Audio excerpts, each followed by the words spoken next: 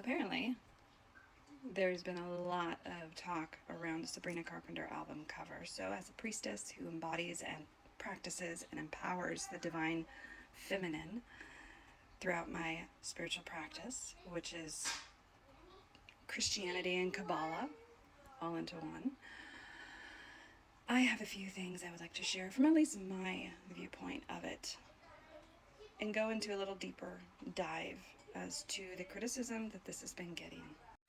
So there are different levels you can look at this. There are people that are saying that this is making women look like objects, that this is not helping the issues that we have today where women are not respected and given equal rights in unofficial areas, right? We all know that women have equal rights government-wise, but in reality, in the day-to-day interactions, women are not as equally respected and revered in the sense of being equal to a man. And so that obviously is an issue for many women. That's why we have the feminist movement.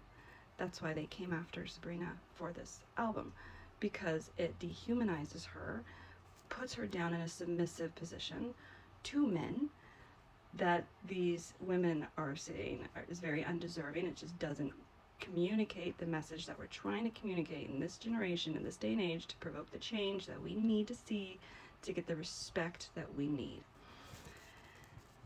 That being said, this isn't the area to go all protesty on. If you really want to see change when it comes to the lack of respect women get and always being viewed as an object, then go after the porn industry. Okay? So if you really care about that, that's where your focus should be. Otherwise, you're all talk.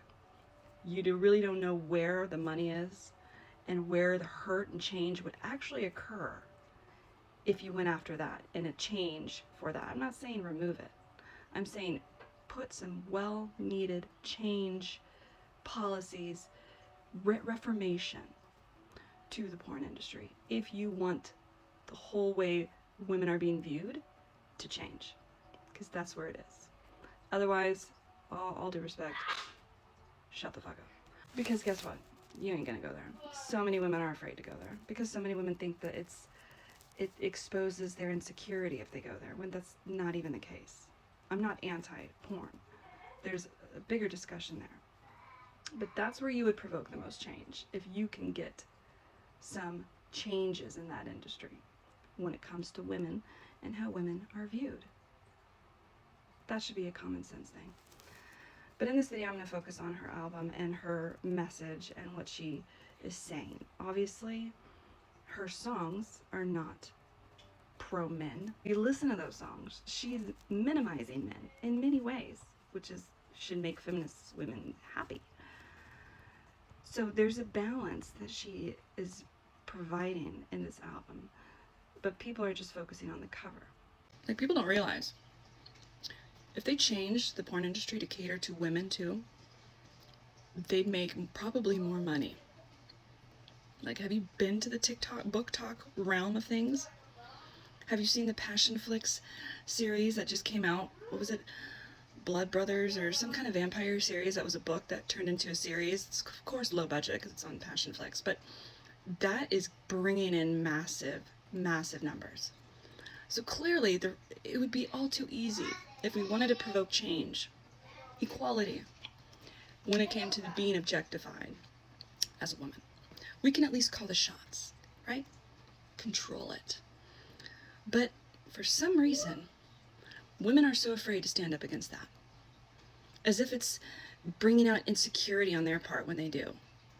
It does not make you insecure to demand or require or want change in the porn industry, or be against it for all I care.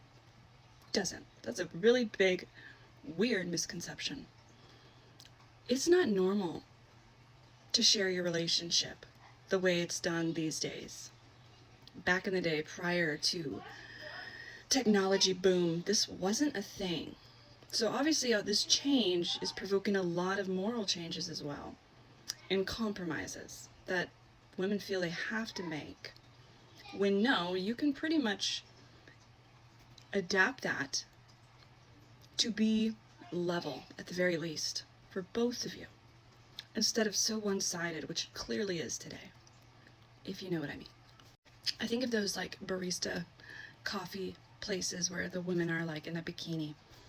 If you had that where men were in Speedos, that place would be packed. But no, we don't want to go there, do we? Don't you find that hypocritical or interesting, to say the least? On to Sabrina Carpenter's album. I think she brings a combination of both putting men in their place in her songs on stories that she's telling, but also showing a side that women have for the men who deserve it. Men who deserve to have that kind of submission and respect because they bring equal respect and submission to the woman. In my situation, I make my husband, I don't suffocate the masculinity in him. I let him and allow him to be a man, and I know what goes along with being a man with a lot of testosterone. I don't shrivel and cringe or get scared or get annoyed or hide or shrink when my husband gets angry or might increase his octaves a little bit, because I know he's a man. And I know that along with his alpha tendencies, just being with a manly man, you're going to have that. It kind of comes with it. You read any dark romance fantasy novel, and it goes hand in hand. Now, the immature versions of these kind of men are the toxic, narcissistic, gaslighting boys that have a lot of maturing to do and don't deserve any kind of submission or devotion that's being portrayed in this album in a unique way, whether you like it or not. But the men that bring that same kind of loyalty and respect and love, that make her feel seen, heard, respected, letting her control where she wants to go in the bed, those are the ones that deserve a woman to be submissive and allow him to be a man. That's what I bring to my marriage because my husband deserves it. A lot of situations are not that way. And it could be reversed, right? If you're married to a cunt who's just, all she does is bitch to you nonstop, takes your money, you can put some boundaries and rules in place. To each their own. But my point is, you give to him or her what they give to you. It's an equal take in a relationship. The whole idea of a submissive woman is so frowned upon, but it's odd because we naturally as women want to be protected, want the guy to just dominate wars for us, to take the lead. We want that. But so many of these women don't realize it also comes with manly tendencies. And I'm not saying the toxic ones that are totally out of control, but the ones that are just simply a part of being a man. I look at it as role-playing. Some couples like it, some couples don't. That's pretty much what that album is representing. But I would take it a step further as Sabrina only doing that to a man who actually deserves that kind of role-play. And most men, unfortunately, don't. Just saying. But the men who do, there's nothing wrong with being that kind of woman that is submissive in the sense of the word, not as extreme religious sense of submission, but in the sense of letting them be a man and a leader, while you enjoy being the delicate feminine, who's also powerful and respected.